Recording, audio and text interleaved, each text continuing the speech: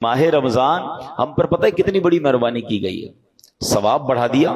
کتنا ثواب بڑھا؟ حدیثوں میں مضمون ملتا ہے کہ رمضان میں نفل کا ثواب فرض کے برابر، فرض کا ثواب 70 گنا کر دیا جاتا ہے۔ رمضان میں روزہ دار کا سونا بھی عبادت ہے۔ رمضان میں روزہ دار کے منہ سے افطار سے پہلے جو بو آتی ہے وہ اللہ کے نزدیک مشک کی خوشبو سے زیادہ بہتر ہے۔ رمضان کی پہلی رات جب آتی ہے اللہ اس امت پر نظر رحمت فرماتا ہے، اور اللہ جس پر نظر رحمت فرمایا اسے کبھی عذاب نہ دے گا۔ رمضان میں روزانہ افطار کے وقت 10 لاکھ گناہگار جہنم سے آزاد کر دیے جاتے ہیں۔ کیسے پیکج ہے؟ اچھا، رمضان میں جب جمعے کا دن آتا ہے، یعنی جمعرات کی مغرب سے جمعہ کی مغرب تک ہر گھڑی 10 لاکھ بخشے جاتے ہیں۔ مطلب وارے نہیں آ رہے ہیں نا ساری زندگی میں، اور آپ دعا کرتے ہیں یا اللہ ہماری پکار سن لے، ہماری دعا سن لے۔ رمضان کی راتوں میں فرشتہ آواز لگاتا ہے کوئی مانگنے والا کہ اس کی دعا قبول کر لی جائے، ہے کوئی توبہ کا طلبگار اس کی توبہ قبول کی جائے۔ مگر سچ بتاؤ اس اسکیم سے کتنے لوگ فائدہ اٹھاتے ہیں؟ پھر رمضان کا پہلا عشرہ عشرہ رحمت، دوسرا عشرہ عشرہ مغفرت، آخری عشرہ جہنم سے آزادی کا عشرہ، آخری عشرے میں 5 طاق راتوں میں ایک رات وہ جسے لیلۃ القدر کہا گیا، 1000 مہینوں سے بہتر رات۔ اللہ اکبر، کتنی مہربانی کی اللہ نے ہم پر، یعنی ہر وہ سامان کر دیا گیا کہ میرا بندہ بخشا جائے۔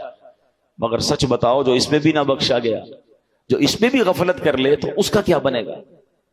نہیں، پلیز اس آفر کو ضائع مت کرنا۔ دیکھیں ہمیں نہیں پتا پھر رمضان ملے نہ ملے۔ پچھلے سال کئی لوگ تھے جو ہمارے ساتھ تھے، اس سال نہیں ہے، کیا پتا اگلے سال ہم رمضان میں نہ ہوں، ہمارے بارے میں باتیں ہوں کہ یار ہمارے ساتھ تھا ہمارا بھائی، اب نہیں ہے۔ تو اس رمضان کو غنیمت جاننا ہے، اپنی زندگی میں تبدیلی لائیں۔ زندگی پڑی ہے کھانے گھومنے پھرنے کمانے کے لیے، لوگ رمضان میں پیسے کمانے کی پلاننگ کرتے ہیں، نہیں، ساری زندگی پڑی ہے یار یہ کام کرنے کے لیے۔ اس مہینے میں عبادت، اللہ کو راضی کرنا ہے، اتنے گناہ ہیں، اتنی خطائیں، اب تو توبہ کرنی ہے نا کہ رمضان میں نمازیں پڑھوں اور عبادتیں کروں۔ رمضان میں نیت کریں کہ ساری نمازیں باجماعت پڑھیں اور پوری تراویح پڑھیں۔ ہاں یہ بڑی گڑبڑ ہو گئی ہے آج کل، لوگ تراویح میں ڈنڈی مارنا لگ گئے۔ ایک تو ٹرینڈ آ گیا 3 روزہ تراویح، 5 روزہ تراویح، 7 روزہ تراویح۔ ٹھیک ہے اگر آپ 3 روزہ 5 روزہ پڑھ رہے ہیں، لیکن اس کا مطلب یہ نہیں کہ اس کے بعد باقی تراویح معاف ہو گئی ہے۔ تراویح چاند رات تک، عید کی چاند نظر آنے سے پہلے پڑھنی ہے۔ جس دن چاند نظر آ گیا اس دن نہیں پڑھنی، باقی پڑھنی ہے، اور 20 رکعت پوری پڑھنی ہے کہ یہ سنت موقدہ ہے۔ اچھا اس کے علاوہ سمجھیے نا، حدیث پاک میں آتا ہے جس کا مضمون ہے کہ جو رمضان میں ایک سجدہ کرے اس کو ایک سجدے کے بدلے 1500 نیکیاں ملیں گی۔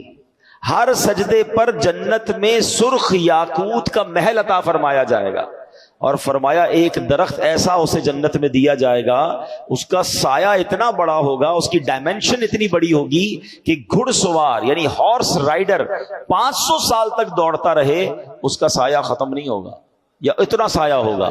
اب مجھے بتاؤ یہ ہر سجدے پر انعام ہے۔ مبارک ہونے جو پوری تراویح پڑھتے ہیں، 20 تراویح پڑھیں تو کتنے سجدے ہو گئے؟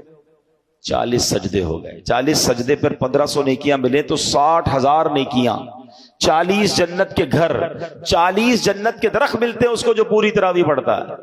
اب کچھ لوگوں نے 8 پڑھ کے چلے جانا ہے تو خود سوچے کتنا بڑا لاس کر رہے ہو اپنا۔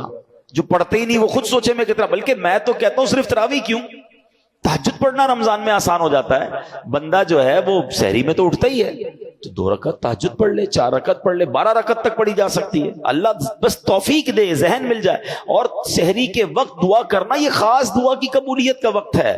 اللہ کریم قرآن مجید میں کیا ارشاد فرماتا ہے؟ وَبِالْأَسْحَارِ هُمْ يَسْتَغْفِرُونَ، اور رات کے آخری پہروں میں بخشش مانگتے ہیں۔ یہ نیک لوگوں کا وصف قرآن میں بیان کیا۔ سحری میں اٹھیں، ایک تسبیح استغفار کی بھی پڑھ لیں، استغفر اللہ استغفر اللہ استغفر، دعا کریں اور پھر سحری کر لیں۔ 10 منٹ پہلے اٹھ جائیں نا، یعنی ایک سجدے پر اگر مجھے ایک جنت کا گھر مل رہا ہے، جنت کا درخت مل رہا ہے، 1500 نیکیاں مل رہی ہیں، تو کیوں سستی کرنی ہے؟ ساری رات گھومنا پھرنا، کرکٹ کھیلنا، پتہ نہیں کھانا پینا، اسی میں قوم لگی ہوئی ہے۔ نہ کریں ایسا۔